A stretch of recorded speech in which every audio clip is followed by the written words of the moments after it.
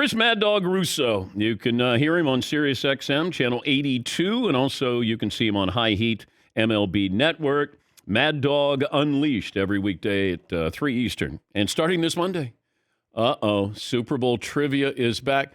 Chris, this drives you crazy. Why do you keep punishing yourself? It's a good, Dan, always a pleasure to know how much I love you. Yeah, it does, because they never get these dopey questions right. And not only that, you got to give them an audio as a number 4. I mean, after all, you're giving them 2 great tickets to the Super Bowl, 4 nights in the Super Bowl city. You got to make them work for it, and they never get the audio. I mean, remember, we do our own audio. So it's not like you can look up on a UPI or an AP soundbite and sort of match the voice. It's our audio. We do the interviews to make it a little trickier. So yes, Dan, I add the extra hour all week, which means I got to babble to 7 o'clock instead of 6 o'clock. And I got to go into the city to do it. I can't do it at home because you can't have 5 million questions on top of me when I'm trying to do it from my 3rd floor upstairs on the 3rd floor. And I'm going to be sitting there Friday at 6:40 trying to give away the last trip. So I have a brutal week next week in store. Okay. 100% correct. Give us a sense of the questions that you're going to ask or you've already asked. Yeah, no, you know what I'm going to do, Danny? I'm going to give you the questions. Uh-oh. You're a great sports guy. So I am going to give you A, B, C, D. Are you ready? Yep. All right. Here we go. Dan from Dan from LA. Dan from New Milford. Where do you want me to say you're from? Go ahead. I'll make it fun. Ohio. All right. Dan from Ohio, welcome. Hey, thanks. Thanks. First time, long time. Hey, hi, Chris. There you go. All right, here you go, Dan. Here's your chance. Are you a Bengal? Are you a Niner? Are you a Niner Bengal fan? Who's your favorite team? Bengals growing up. Bengals growing up. All right, here. Question 1. Who was the last running back to be named Super Bowl MVP? Last running back to be named Super Bowl MVP. I've asked it already. It should be easy. I guess I would say Terrell Davis comes to mind. Yes. Okay. Stop there. Okay. Stop there. Stop there. Okay. I always miss the easy ones. Well, that's a good one. And by the way, Todd Fritz and the fellas, if he gets the second one right, get the NFL theme music around. Ooh. Because you always play the NFL music when you get halfway home. Okay. Right. Question 2. This is a good one. Name the first, Dan from Ohio. Name the first Super Bowl where both starting quarterbacks played college football in the SEC. First Super Bowl, both starting QBs played college football in the SEC. It's a tough one. I'll give you a clue. It was not the same SEC school. Different. Okay. You know both. I'll give you another clue. Hall of Famers. Because initially I thought Namath at Alabama, you had quarterbacks. Kentucky. That's a good question. Yeah, it is. So the first Super Bowl where both the quarterbacks played college football in the SEC, you're leaning in the right direction with your first guess. Super Bowl, I won't tell you what Super Bowl number it was, but you know the game, you know the players, and it's one you're going to say, yeah, you're right, I should have gotten that. How about Fran Tarkington? That's correct. Who's the other one? Snake Stabler. Yes, sir! Yes, sir! Fire up the music. Fire up the music. This is Super Bowl 11, Stabler, Alabama, Tarkington at Georgia. Remember Tarkington in the late 50s. Stabler succeeded Namath, as our buddy Danny just said. All right, now, get the music, Todd. Let's go. Let's go. Here we go. All right. I get a trip to Arizona. All right, I'm already going. Okay. Number 3. All right. You get a little harder now, Dan, as we move along. Okay. Number 3. Name the first quarterback to have 2 career Super Bowl rushing touchdowns.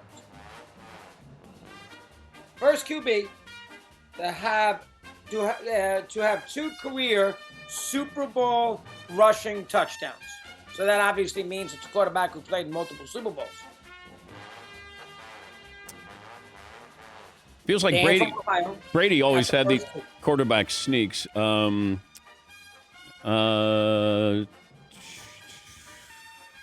Dan from Ohio is a good contestant. He got the second one is tricky.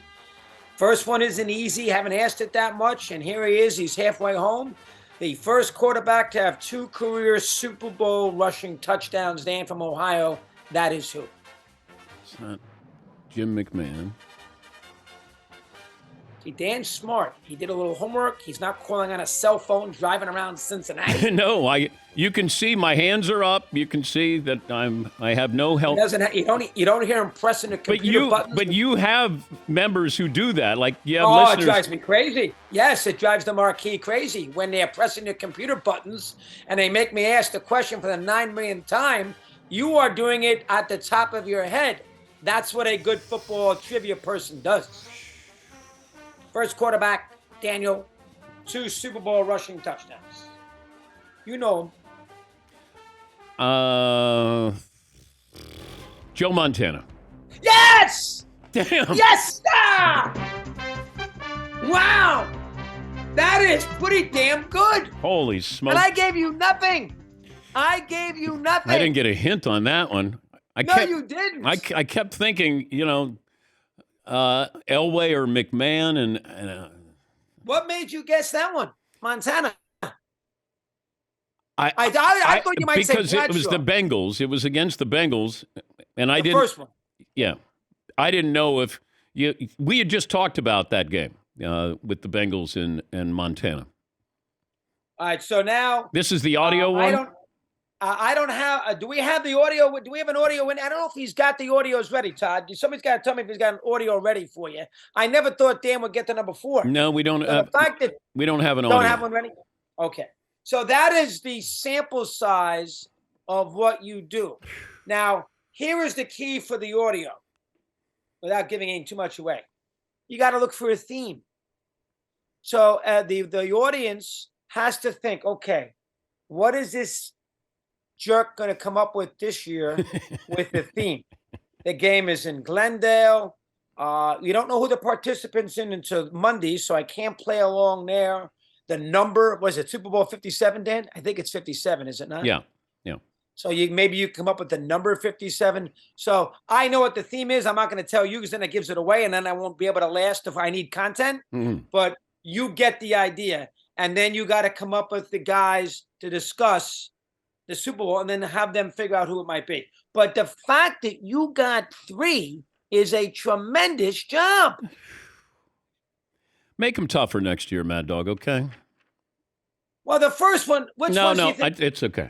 I'm joking. The second one, Dan, the second one is hard. The second one was very hard, but I kept thinking, okay, who played? It was Tarkington, and at first I went, wait, Ole Miss? No, he went to Georgia. Okay. And then it was Stabler. Okay, Alabama. Okay, that was the first SEC matchup that I could think of with the 2 quarterbacks. So, and what made you think of Terrell Davis? That's a long time ago. I was there. That's at the game. Yeah, I was there. You know what's funny about that first one? I wouldn't have guessed that because that's 25 years ago now. Yeah. Wouldn't you have thought that there would have been a running back in the last quarter of a century that won the MVP? Yeah. Well, James White should have won it when the Patriots beat the Falcons. They give it to Brady that year? Yeah. SiriusXM.com/2023 Mad Dog Trivia for official rules with Mad Dog Show. We're talking to Chris Mad Dog Russo, just got into the Hall of Fame. I've listened the last couple of days, and it feels like you can't stay away from Scott Rowland, that topic of going into the Hall of Fame. And this feels like, and I agree with you on this feels like the baseball writers are going, get used to this. This is what we're going to factor in on the new Hall of Fame candidate. If Scott Rowland just went by the normal stats we had growing up, he's not a Hall of Famer. But these, WAR and VORP and all of this other stuff, Scott Rowland's he's going to be the poster child. We're going to look back and say, that's when it started. And I agree with you. Jeff Kent's a Hall of Famer. But if you don't want to put him in, then you can't put Scott Rowland in. So we're on the same page with this. Wow, look at that. Yeah, the consistency angle is what bothers me. I mean, I don't know how you separate Rowland and Kent. Kent only gets 46% of the vote on his 10th year. Furthermore, doesn't it bother you, Danny, that in his first year in 18, Rowland only had 10% of the vote? Yeah. How do you go from 10% to in 4 years? I don't understand that. Has that happened to anybody? Like, what's the lowest? That's the lowest ever. Lowest ever. And what happens is one writer told me, hey, you know what? We just didn't vote for Rowland that first go round because we knew he wasn't going to get in. I go, well, do you think he's a Hall of Famer? Well, you didn't the first year, but now you do? Like, what happened? You just ran out of good candidates this year? Did Derek Jeter have 10% of the vote his first year of eligibility? How about Mariano? Did Mariano have 10% of the vote? Did they say, you know what, we got too many guys on the ballot, so let's we won't vote for Mariano this year? 10%?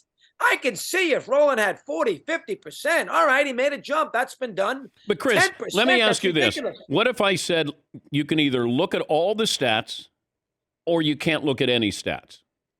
And you decide who's going into the Hall of Fame. So right now, you can't factor in anything with Billy Wagner other than I'm going to go Billy Wagner Hall of Famer. Well, I would say no, because I would go eye test, and I'm going to remember the bad games in the postseason. Okay. Todd Helton. Well, I'm going to be anti-Coors Field, because we all know that was a huge advantage. You know, Galarraga and all those, Dante Bichette. Why isn't it still an advantage, Chris? Say again, I'm sorry. We don't hear about Coors Field being an advantage the way it was when you had, those great Rocky teams. 100%. And, without looking at the stats, doesn't it bother you a little bit that Helton hits 287 lifetime outside of Coors Field and he's got 140 homers? Yeah. I mean, Hernandez hit 296 and he's got 150 homers. Put him in the Hall of Fame. So I have a problem with Helton too, and he's going to make it. Look at his vote. What is he, 71%? Yeah. He's going to get in. Yeah. He's going to get in. But you know what? And we brought this up. Scott Rowland wasn't a star. He was just a plug and play, very good, Reds and Cardinals and, whatever. Dale Murphy was a star. Don Mattingly, star. Yes, but they didn't have the numbers. But if you said, hey, Don Mattingly's going in because of contributions to the game or the star power, what he did, he missed probably 2 more years than he's going to be a Hall of Famer. Dale Murphy hits 400 home runs. We might look at him differently than 398, as crazy as that's going to sound. So we don't have star power now. How many players would your kids go, Dad, I got to go watch him play? Aaron Judge. Excellent point. Shohei Ohtani. Yep. Not many. Yeah. Would you, Trout. I don't know. I don't think Trout brings people out. You don't think so? No. He's a great player. But I understand what you're saying.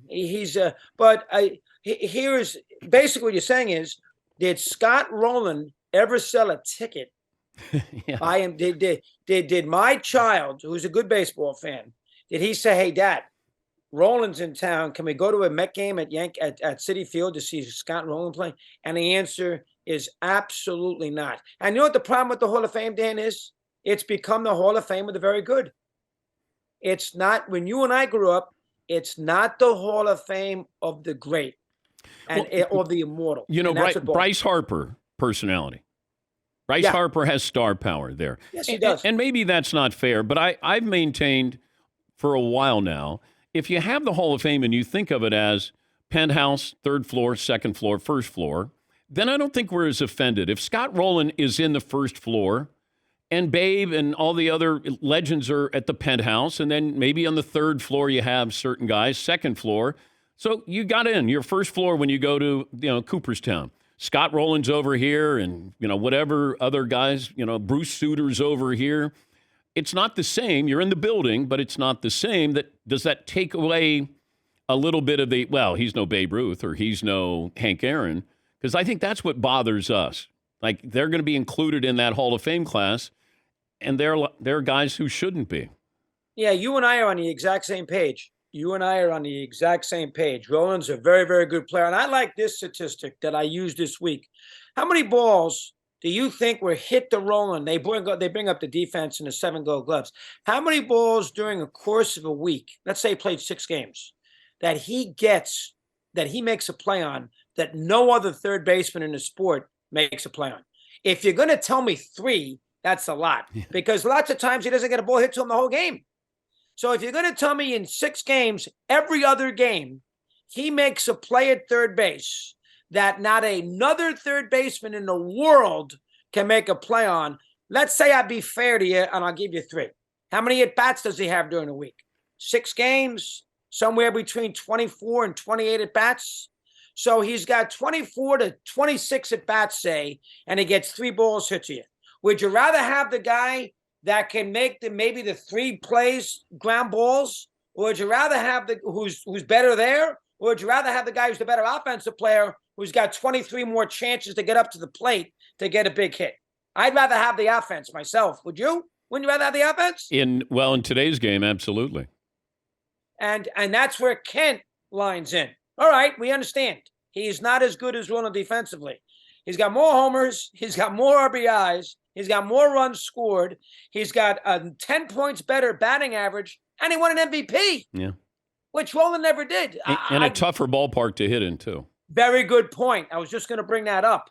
In that, boy, good job, Dan. In that ballpark with L.A. and San Diego and those, oh, God, drove me nuts.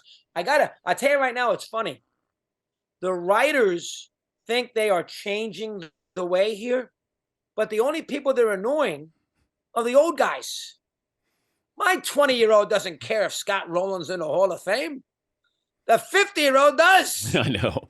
Yeah, I don't know if it's as big a deal. Yeah. the 20-year-old doesn't care if Bonds gets in or. No, it doesn't care. It's not going to bother them, but like Manny, and it bothered me that Schilling didn't get in. Because whether you like it, I don't like Jeff Kent's personality, but that's not factoring into this. I love Dale Murphy's personality. That doesn't factor into this. All I know is certain guys you just go, Curt Schilling was a Hall of Famer.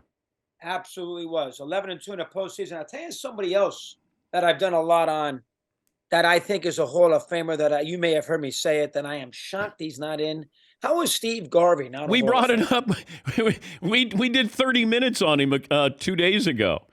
He had 11 All-Star appearances. I think he's got the most All-Star. He would be Robert Redford not winning an Academy Award. It's like, that guy, over the course of he might have been just too good looking, Chris. I'll tell you something else. He played in 55 postseason games. 55. He had 220 at-bats. You know what his batting average was? 338. Yeah. With 11 homers. Yeah. Now, hold on now. Here's a guy that won an MVP. He had 200 hits. He played in, 1,400 games before he broke his finger that year, the slide to the plate. He was a great postseason hitter. He was on iconic teams. Yeah. He played for 12, 13 years in a row. And this guy's not in the Hall of Fame? And he played in a big market. You would think that playing in L.A., that would be reason. You know what? How about we work on this together? With Steve Garvey project, we're going to get him in. I tell you right now, he comes on with me all the time because he knows I go out there and praise him. So when I need him, he comes on. That's important. That's important. Good luck with the trivia. And always a pleasure. Who do you like in the games this weekend, by the way? Well, I just think the Bengals they're a really good team. Like, it's a solid team. It's not Joe Burrow. That's a really good team. And to be back here knocking on the doorstep, I like them. I like the road teams.